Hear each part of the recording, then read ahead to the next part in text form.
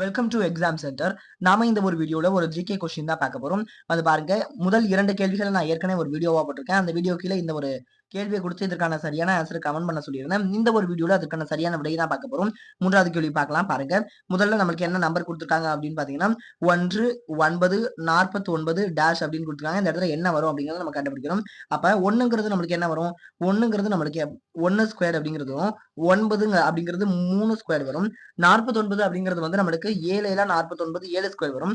அப்ப 1 2 இல்ல 3 எடுத்திருக்காங்க. அடுத்து 4 5 6 இல்ல 7 எடுத்திருக்காங்க. இந்த இத வந்து நம்ம பார்க்கணும். பாருங்க இது எப்படின்னு பாருங்க. முதல்ல 1 இருக்கா? 1ஓட 2 கூட்டினா 3 வருமா? அந்த 3 உடைய ஸ்கொயர் தான் இங்க எழுதியிருக்காங்க 9. 9 இருக்கு.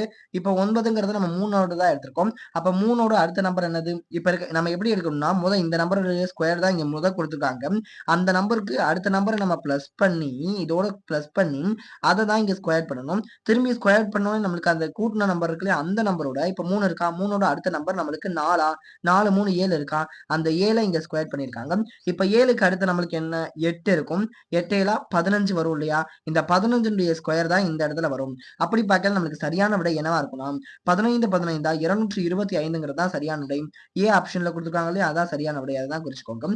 அடுத்து வந்து பாருங்க, 4வது கேள்வி 8 27 125 அப்படின்னு சொல்லி கொடுத்துருக்காங்க. இதற்கான சரியான விடை என்னன்னு யார் கண்டுபிடிக்கிறீங்களோ கமெண்ட் பண்ணுங்க.